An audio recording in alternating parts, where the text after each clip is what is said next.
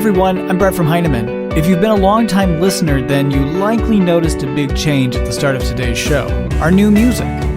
We hope you like it as much as we do. We also wanted to share with you we're shifting the Heinemann podcast to a season-based approach. This means we'll be able to tell more stories from the classroom and celebrate more teacher voices throughout the year. Today kicks off our 4th anniversary for the Heinemann podcast. We thank all of you for your support and feedback. If you haven't already, we invite you to rate and review us on Apple Podcasts or wherever you listen. And now, on to today's show. When you think of the logistics of shifting our teaching from in-person to online, you likely have had hundreds of questions that all start with how. Author Jennifer Serravallo has mapped out the answers to that question and many more like it.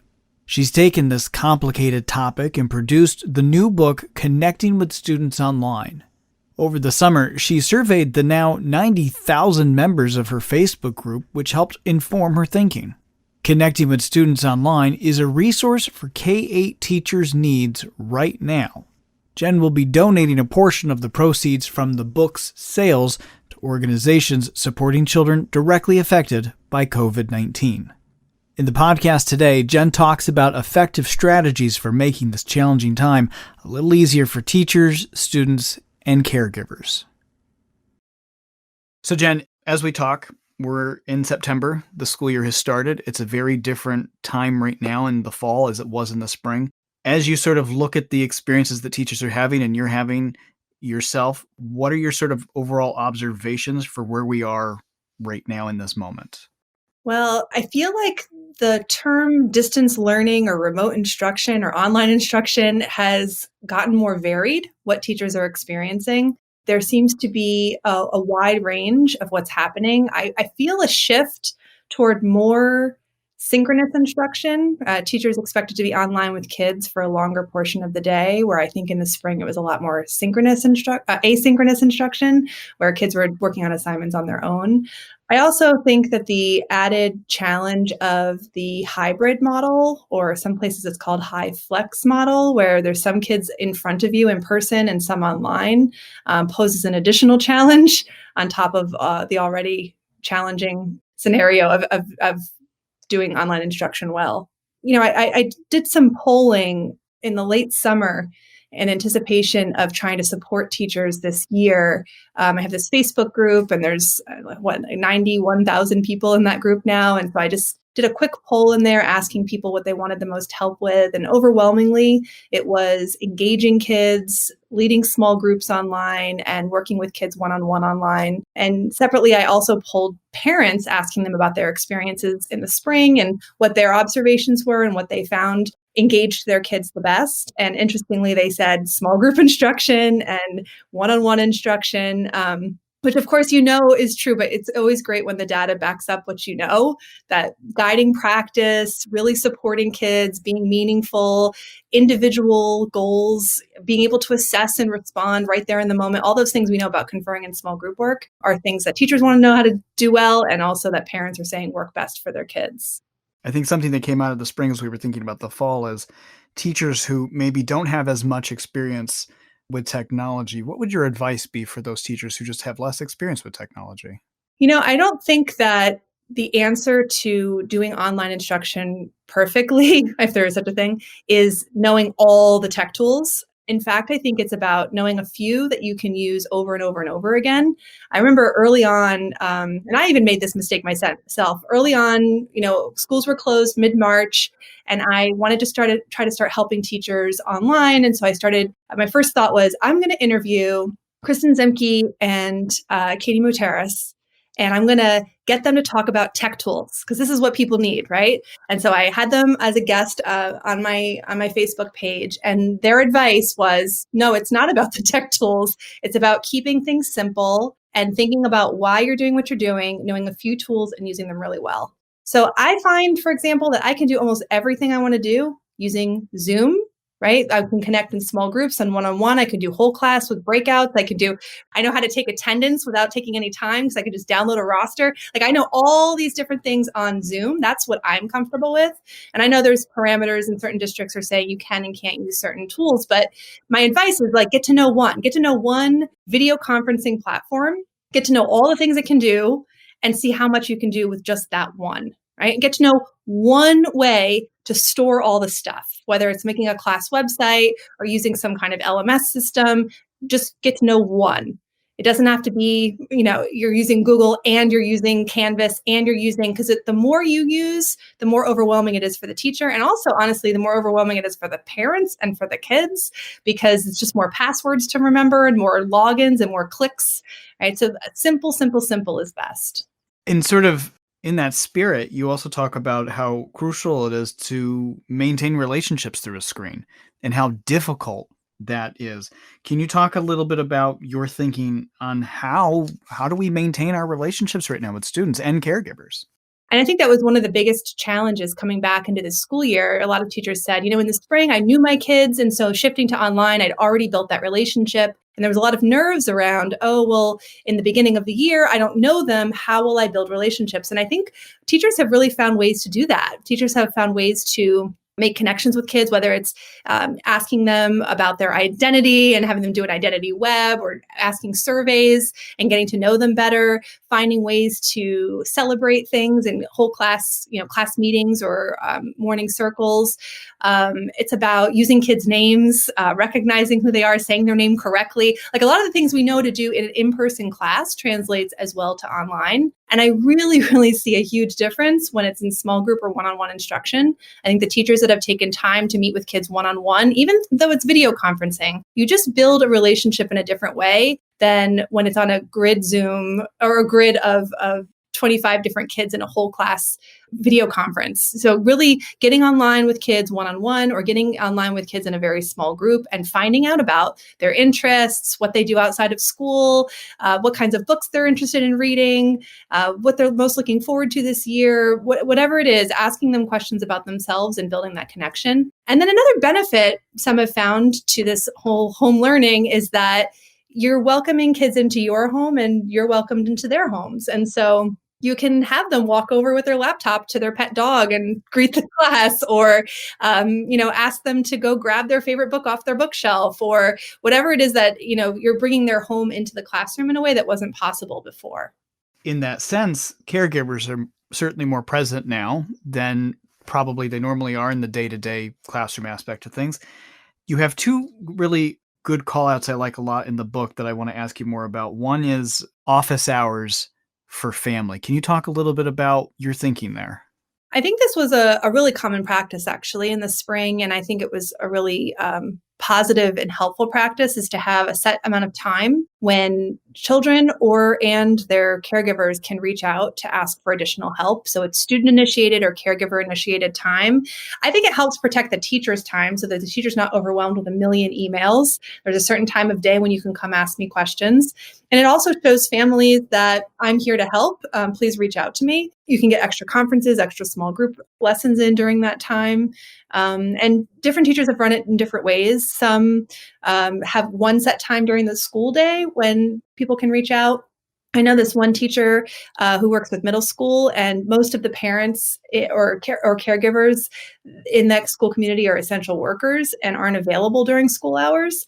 And so this particular teacher decided to split his day. And so he stops his day early, takes a long afternoon break, and then has an hour of office hours later at night when caregivers can also reach out. So I think what that shows is that that's a teacher who's learned about the family routines, learned about the different households, has taken the time to say, how can I help you? And has tried to negotiate and still protected his time and it still protects his family time, but it's sort of negotiated how to make it possible and how to make it work with his school community. I want to come back to a thought you just expressed about boundaries, but before I do that, I want to also come back to this thing about families of how do we help our families and the caregivers know what to do when things get frustrating? I just had a moment today where my second grader. She probably wouldn't like if I'm telling the story, but I was working on some like math manipulative site and had to do like 10 frame sorting, and her computer, the window crashed and she lost all of her work, and there were tears and she was really upset. And I'm like, oh, I got to use my own strategy here. So yeah, I think it's really important to recognize that there's going to be times where there's frustrations because the tech isn't working how you want it to. I mean, teachers get frustrated, rightly so, with the technology, internet connections. It seems to be different every day in my house. I don't know why. And then there's also just the challenge of when you're learning, you're also hopefully working at your edge. You're working at a point that's a little harder than what you could do completely on your own with no help. So things can get frustrating and different kids will take things in different ways. And so one of the ways I suggest that teachers partner with caregivers is to offer some strategies to kids to calm down, to recognize how they're feeling, to ground themselves in their surroundings. And so, yeah, so I think there's a lot of ways to do that. Like, these are all things I've learned from, cognitive behavioral therapists or from various blogs or from educators who are trauma-informed educators, things like doing grounding exercises where you look around the room. You can go by rainbow, look for something red, look for something orange, yellow, or you could go by number, look for one of something, two of something, three of something, or you can go by senses. And it really helps to sort of bring you back to your body and refocus you. And then you can address whatever challenge it is that you're trying to deal with. Or certain breathing exercises. There's like square breathing, or there's like breathe in the birthday cake and blow out the candles, right? So there's different ways that you can, very kid-friendly ways to try to teach them to calm and recenter and refocus.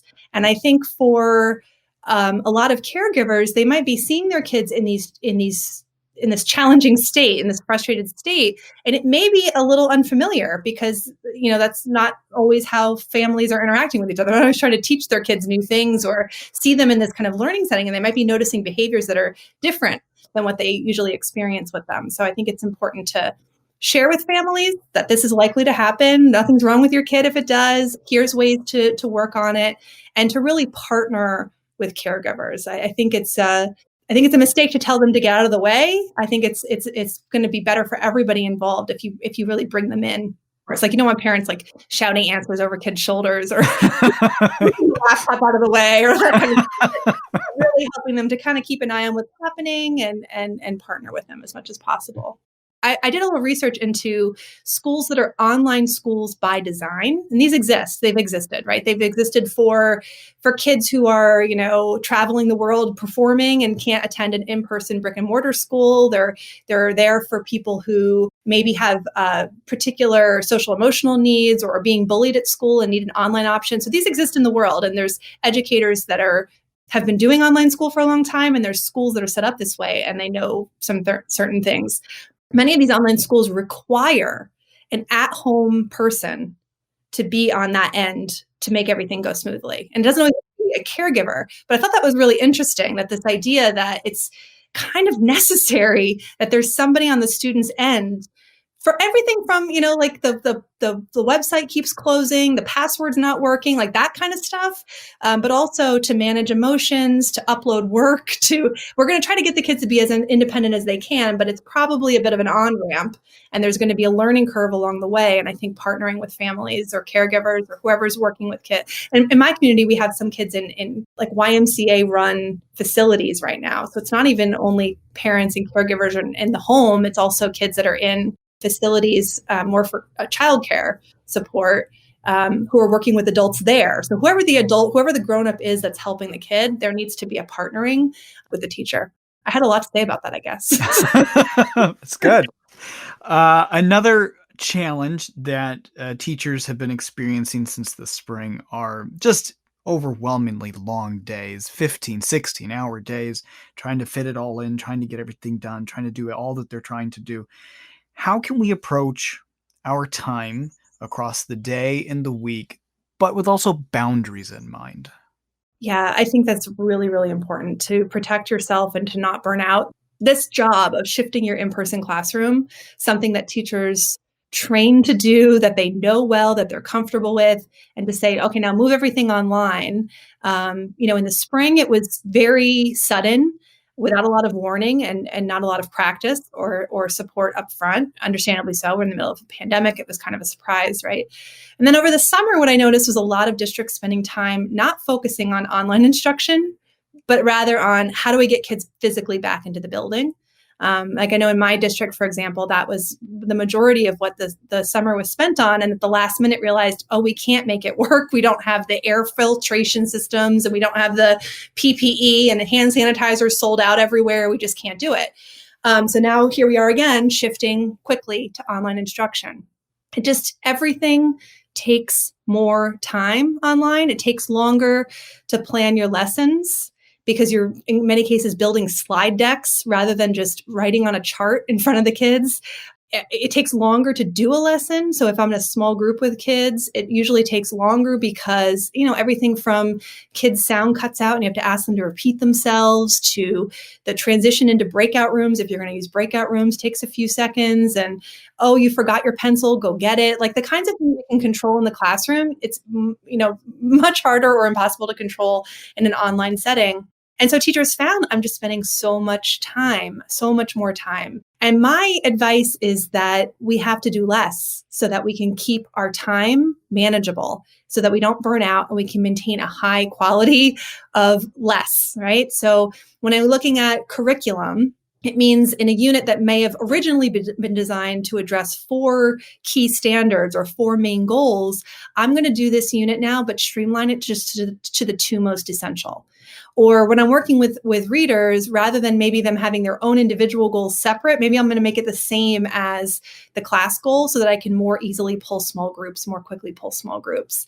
It means that the texts I select, I'm not going to pick a chapter book now as my read aloud and then a different short text as my mentor text for writing. I'm going to pick one short text, a short story, a poem, an article, a picture book, and I'm going to make that text do all the work. It's going to be my read aloud. It's going to be my mentor text, and we're going to keep coming back to that same text so I save time. So I have lots of tips for really streamlining, paring back without losing quality. In fact, my goal is to have high quality, but still maintain their own ability to balance work, life, their wellness together with their job demands. And also for kids not to get overwhelmed and for caregivers not to get overwhelmed. That's the other weird thing, is that, while it takes more time to deliver a lesson, it takes more time to get through things online, the day feels so much longer when it's, even if you have a 3-hour online school day, it feels like 10. Yeah. Right? We've experienced this. It's a real thing, Zoom fatigue, right? It's tiring in a very different way. So I think we have to just really rethink how we're using the time and put some parameters around a student's day, how much time they're on the screen, a teacher's day, how much time they're prepping. And I have lots of tips for that. I want to come back to the Zoom fatigue in a second, but I also want to mention that you also cover in curriculum, it's not just reading, you cover writing as well. I wanted to ask you about one of the suggestions you have in the book about mapping out daily writing lessons with process and strategies. How do you map out those lessons? What's something you can just talk to about mapping out those writing lessons? Yeah, so I have a step-by-step way to take existing unit and revise it, or to create one from scratch. And the steps start with identifying goals and figuring out what mentor text you're going to be using, then doing some of the yourself so that you get a demonstration text and a little bit of experience with the content. And then I like to map out writing according to process. So I map out, I'll spend 3 days maybe collecting ideas and 2 days choosing and playing around with the ideas, maybe meeting with partners, a few days working on drafting, a few days on revision. And so I sort of map out process-wise and budget my time that way. And then I go back and I add specific strategies that either came from my own practice, from examining the mentor text, or if you have something like the Writing Strategies book or other professional texts with strategies, plugging the strategies in there. And of course, as you go, you might revise your unit, but that's in general how I get the shape of the unit down. And it's a very quick way to plan a unit at a glance. Again, I think it's all about time saving, simplicity, and clarity and focus. And then, so you can go back and kind of add in, make modifications, make revisions as you go and as kids respond. You mentioned a minute ago the Zoom fatigue, which I think is probably one of the most written about things this year. And it's real, and it feels as though that Zoom fatigue or whatever program you're using kind of comes from this performative expectation, because both student and teacher need to be on camera all day, every day, for just long periods of time. How do we balance out where there might be some expectations in some districts that students have to be seen online? They have to stay on camera. Some schools have camera on attendance policies. How do we balance that out with student independence? I really disagree with this camera on required at all times policy. I think that there are lots of trauma informed educators who have written about this even better than I have, that say why it's so challenging. First of all, to see yourself, right? Do we stare at a mirror all day? And depending on a student, a lot of factors with a student. They may not want to be seeing themselves. It may be off-putting. It may be challenging for them to be looking at themselves all day. To feel like I need to perform, like I have to have a certain facial expression, that my hair needs to be on point. I mean, I don't know how many of you haven't even been to a barber or a hair salon. not to mention, right? Just being really self-conscious. And then there's the inviting people into your home thing. And maybe you don't want to see, of course you can change your background on some programs, but not on all. Maybe you don't want people to see into your home. I also I personally make weird faces when I'm concentrating. I don't need people seeing all that. It's how we learn in the classroom either. They're not always like staring at everybody else while we're working. There's just a lot of reasons why it might not be right for certain kids. And so I'd really love to challenge districts to reimagine or reconsider that policy and look for other ways to engage kids or to check in that kids are working. So everything from opening up the chat box and allowing kids or offering kids regular opportunities to stop and jot in the chat box helps you know how they're taking in the content. It's something I do when I'm teaching online. I teach teachers online. I have for more than a decade. I've done webinars and online courses, and in many cases I've got very large audiences where I can't see everyone's face, nor do I need to. And so we open up the chat box, or I post a link to a Google form, and I have everyone go and write their responses to something in a Google form, and then I quickly share the results with a screen share. I know if people are participating or not. I know if they're with me. They don't need their camera on to let me know that. Giving kids options. You can meet me online. You can have your camera on. You can have it off. Or if you don't want to join the group, here's the recording, or here's an alternate assignment that you can do. I mentioned a lot in the book the universal design for learning and their ideas around making curriculum and the work that we're asking kids to do accessible to all. And I think we have to understand different modalities in terms of how kids are going to be working best and be flexible as much as possible, offer kids different ways to show what they know as much as possible. And I just think that the camera on at all times policy is not only is it camera on in some places, it's camera on staring at the screen the whole time, right? So maybe it's even being a little more flexible, like your cameras can be off, or you can look down at your hands, play with Play-Doh, doodle. You don't have to be staring at the screen the whole time. I would just really like districts to consider that policy of having cameras on at all times, and if that's really best for kids. I think probably some children wouldn't mind having it on all the time, but I think there's a lot of kids for a lot of reasons.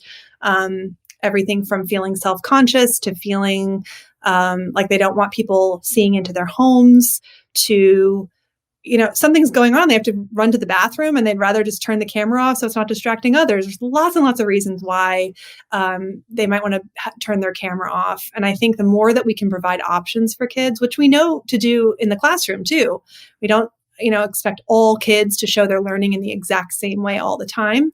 So if in online instruction, we can say, you can leave your camera off and you can join a small group where it's camera optional, and you could record the audio only, for example, or you could use video on something like Flipgrid, or you can send me a video recording where the kids have a chance to re-record if they don't like how it turned out, for example, or offering kids to submit their work in writing, either by handwriting it, taking a photo and uploading it, or typing into a document.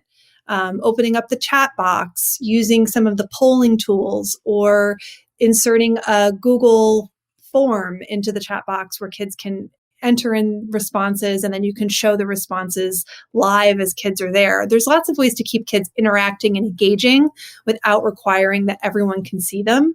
I also think it can be distracting to everybody when all the cameras are on. There's a lot going on in every single little square, and you don't always know as the teacher, are they even looking at me? Are their eyes on me? Actually, when I'm leading workshops, we actually tell the people to turn their cameras off for that reason, so that they can focus on the slides and focus on me. And I engage them in other ways and check for understanding and respond to them and keep it interactive in other ways. So I would love to see districts reconsider that camera policy for a lot of reasons. Jen, one of the big things that you really focus on in this book is the logistics of moving our structures of teaching to online teaching from the classroom.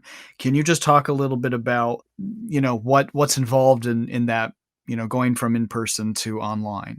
Yeah, so I have a lot of ideas for how to make a lot of the structures that we know work in the classroom work online as well. They work because they're highly engaging. They work because they allow teachers to be responsive, to assess, to monitor progress. They work because we're targeting specifically what kids need, right? So things like small group instruction, book clubs, partnerships, conferences, read aloud, interactive read aloud, where you invite kids to respond and discuss with one another. Even mini lessons, ways to make it possible for you to check in and see how well kids understood what they learned in that short lesson. So I have a lot of ideas for how to move that online, whether you're on live with kids or you're not. So, the terminology is synchronous or asynchronous, right? So whether you're live with them or they're doing the work on their own and then participating. So I'll give just one example. Let's say we want to make time for book clubs. Book clubs are a great idea during this time that builds teacher to student connection, and it also builds student to student connection. Highly engaging, keeping things social.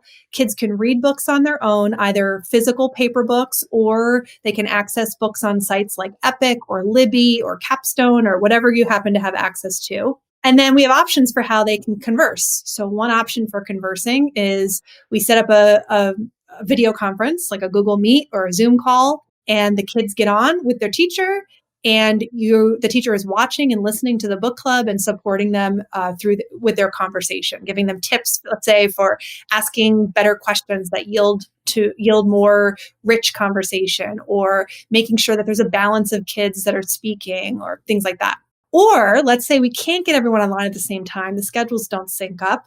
Then another option is that we record videos and sort of pass them back and forth. So you can do that. It's like really simple through email. You can post videos on a set of Google Slides where kids can go through and click through and watch the different videos. Or you can use a platform like Flipgrid, where one person posts a video and others respond. So it's sort of like an asynchronous book club conversation. You could also do a written conversation. So Smokey Daniels, I remember reading about in one of his books, he talks about this idea of a written conversation.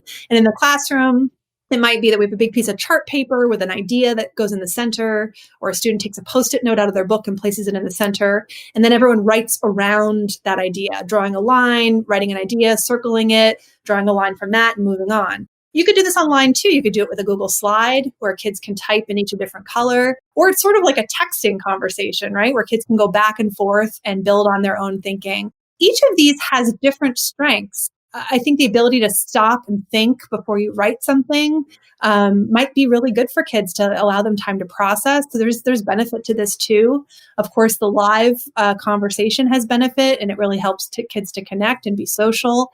And they actually really love passing the videos back and forth, or using Flipgrid too. So those are just 3 ways to take one thing we do in class into an online environment. And you can switch it up. It doesn't have to be the same for everybody. It doesn't have to be the same for every club. They're just options and kind of tools in the tool belt. One of the tools in that tool belt that you give us is you model a lot of what you're talking about in the book through some videos that come with the book. Can you just talk a little bit about, you've got different age ranges that you tried to cover for us in the videos. Can you just walk us through a little bit about what we can see in those videos? Yeah, so I have kindergarten through 8th grade. I have videos of one-on-one conversations, some different mini lessons. I have welcome videos. I have how-to tech videos, book clubs, strategy lessons. And I really tried to show how it looks to go on, how you take this online. And in the book, give you an explanation for how all this goes. My thanks to Jen for her time today. Connecting with students online is available to order at Heinemann.com. And as we mentioned, Jen will be donating a portion of the proceeds from the book's sales to organizations supporting children directly affected by COVID-19. For more on today's podcast and Jen's work, visit blog.heinemann.com. The Heinemann Podcast is a production of Heinemann Publishing. It is produced and edited by Steph George. Sound mixing by Steph George. Our creative producer is Lauren Audette. And our executive producer is me, Brett Whitmarsh. To learn more about the Heinemann Podcast, visit blog.heinemann.com. Thanks for listening.